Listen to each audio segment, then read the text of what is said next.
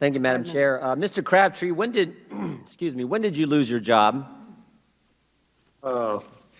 Thank you, Congressman. About 3 hours after the presidential inauguration this year. January 20th, 2021, you lost your job. That's right? Yes, sir. What has happened? Do you know what's happened to the price of gasoline since that day? I think everybody knows the answer to that question, Congressman. It's going nowhere but up, just like we tried to warn. It's increased dramatically, hasn't it? Over $1 a gallon. Yes, sir. You know what's happened to the company that was overseeing the Russian Nord Stream 2 gas pipeline? Do you know what happened to them? I believe they were allowed to finish construction. I know that for a fact. Yeah, the sanctions against them were waived. They were allowed to complete construction of that pipeline. At the same time, yours was closed down and you lost your job. You know what's happened to American energy independence since the day you were fired?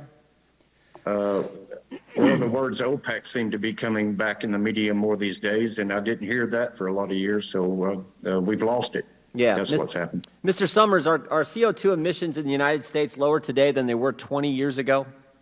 They are, Congressman. Significantly lower, is that right? They are significantly lower. In fact, CO2 emissions from the power sector in particular are at the lowest level since 1978. And that's because, you know, things like cap and trade passed and regulations from the government caused you to lower them. Isn't that true? Congressman, actually, that is because of the innovation that has occurred in the American oil and gas industry. Exactly. Cap and trade didn't pass. It's not because of regulations from government. You guys did that on your own because it's just the right thing to do and it's good business, right? That's right, Congressman. As I mentioned before, every energy source has to meet that energy trilemma: affordable, reliable, and cleaner. And that's what this industry has delivered. 10 months ago, was the United States of America energy independent, Mr. Summers? What I would say, Congressman, is that the United States was North American energy independent and well on our way to American energy independence. We were exporting a lot too, weren't we? We were.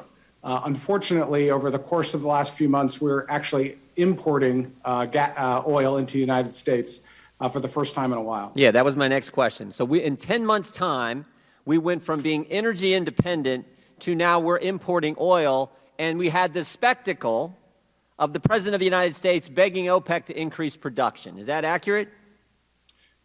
Well, Congressman, the U.S. was a net petroleum exporter for the first time since 1958 in the year 2020. And, you know, we were very proud of being the world's largest producer of oil and natural gas as a consequence of the innovation and the technological revolution that has occurred in the American oil and gas industry. Yeah, I mean, I can't say it better than our colleague from Florida who spoke a few minutes ago, but in 10 months' time, we have literally went from energy independence to the President of the United States begging OPEC to increase production to now we're having to import some of our energy needs. We've went from $2 gas to $3, $4, $5. I was in California a week and a half ago, $5 gas, I saw it there, which costs families hundreds of dollars a month in transportation cost. I mean, I think Mr. Crabtree, I think in his testimony said he still hasn't found a job. So not only did he lose his job because of the crazy energy policies of this government, he's now paying all kinds of more. His family's paying more for their transportation costs and other energy needs. And what do Democrats do today? They come in and badger companies, tell them to further reduce, in some cases, production of oil and gas, which is only going to exacerbate the problem.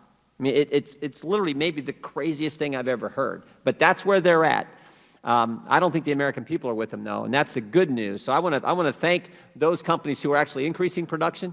Mr. Summers, I want to thank you for your testimony today. Mr. Crabtree, you deserve better, and hopefully with some changes that I think are coming, because I don't think the American people are going to tolerate this. Hopefully you'll be employed real soon. And we'll get these energy prices back where the families of this great country deserve to have them. With that, I yield back.